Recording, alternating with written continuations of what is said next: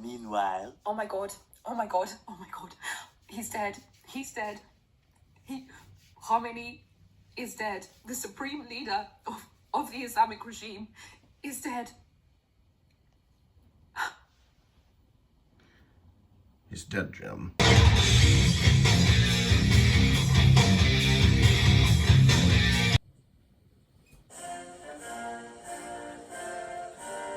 Hello, fellow Americans. Yes, it is I, the Robozoid, and wouldn't you believe it? I want to say mission accomplished in Iran, but not exactly. I mean, we did go in there. President Trump was true to his word and launched an airstrike against the Ayatollah Khomeini and his followers in Iran.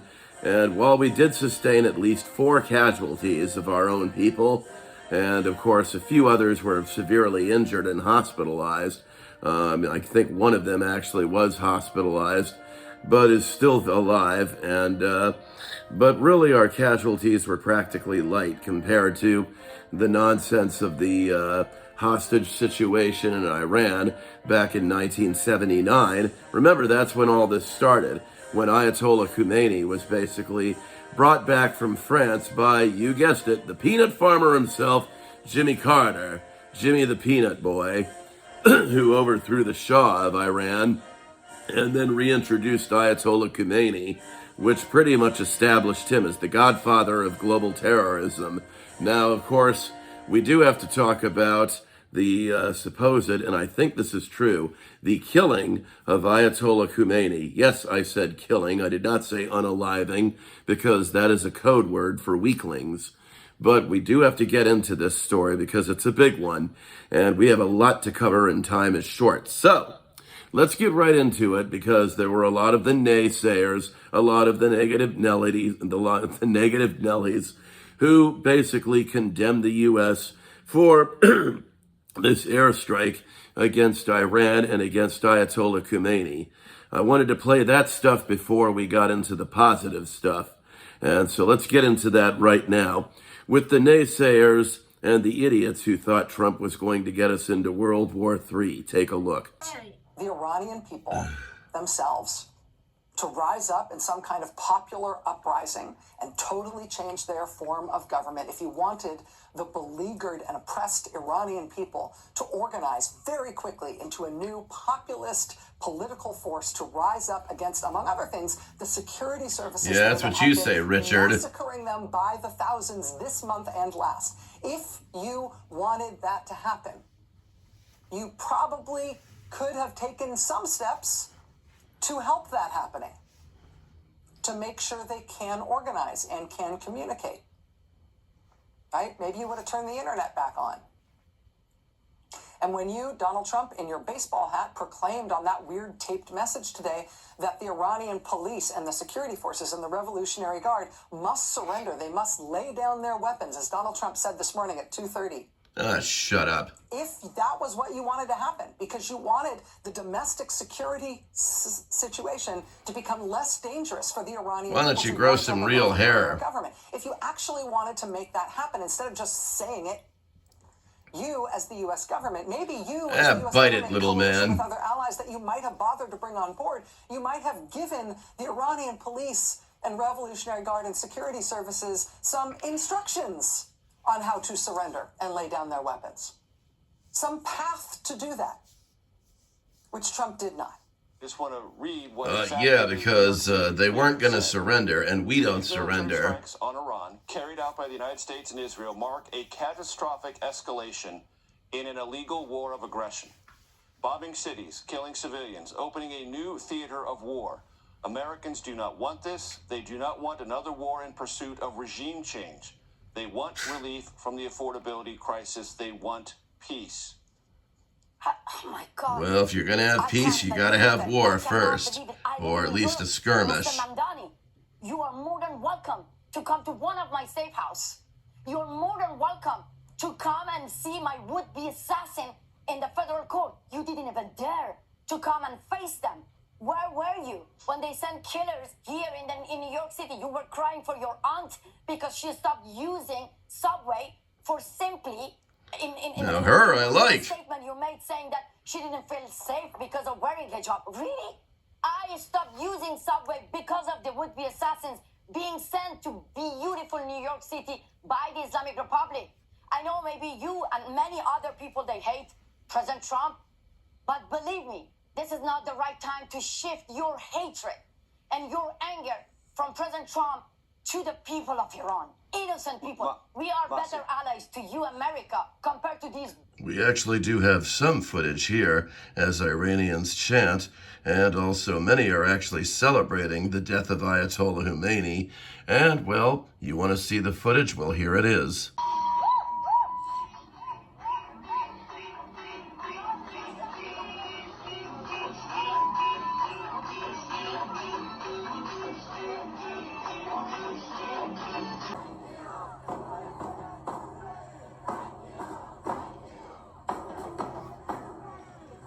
They're actually chanting thank yous. All right, you've already heard the negativity from the likes of Richard Madcow or Rachel Maddow or whatever the hell her name is. And, of course, you've already seen the idiot protesters that were not happy about the airstrike against Iran, which, of course, was not World War III, like the simpletons on the left thought Trump was going to get us into. This was not World War III. I mean, do you understand that now?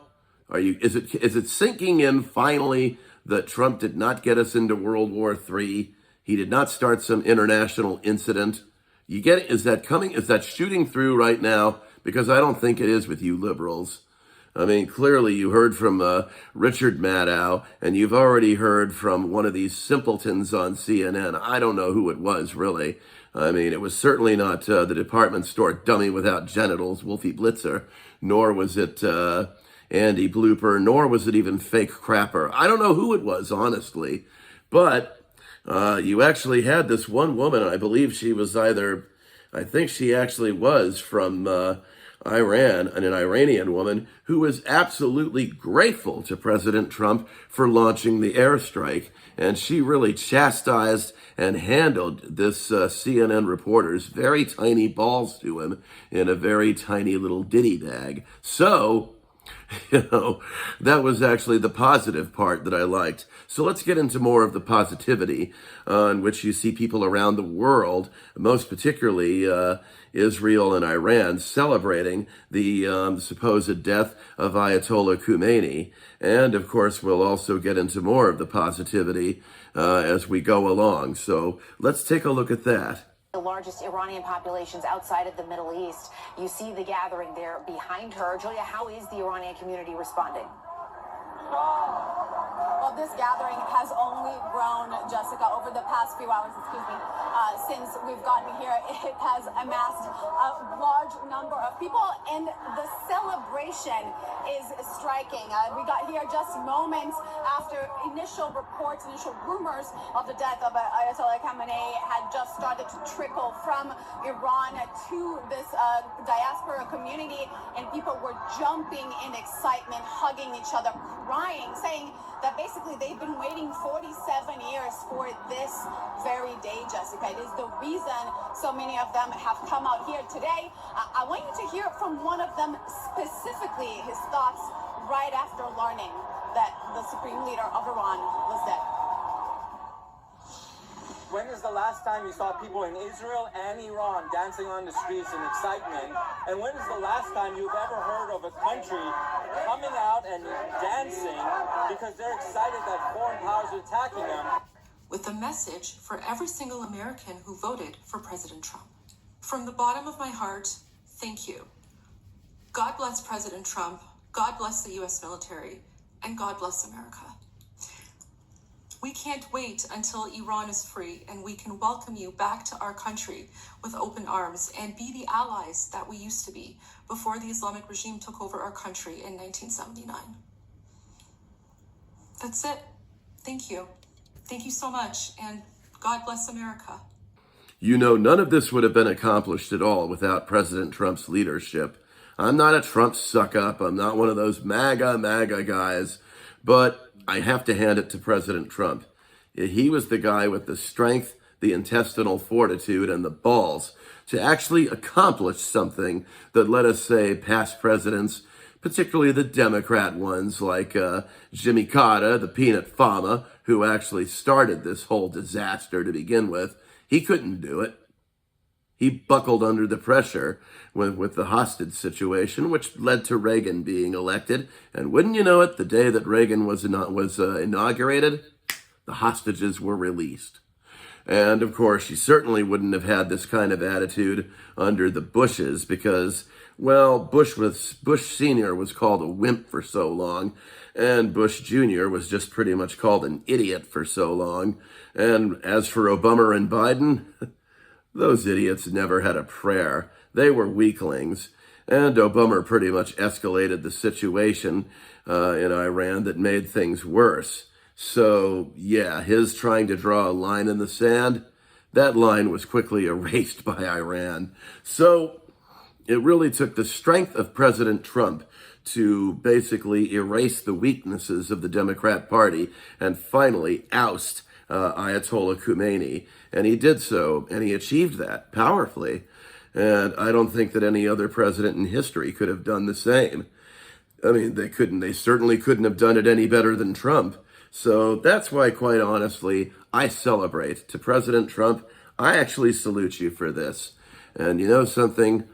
I want to thank the people who were grateful and thankful to President Trump for ousting Ayatollah Khomeini after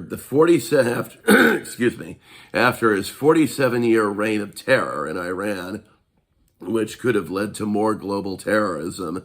And also thank President Trump for preventing World War III. He didn't start World War III. He prevented it. That's the important thing to remember. This has been the Robazoid saying, I hope you have enjoyed this video.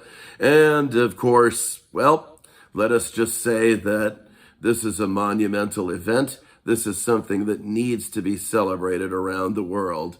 So smash that like button, subscribe to this channel. Remember, on YouTube, it's Robazoid1976.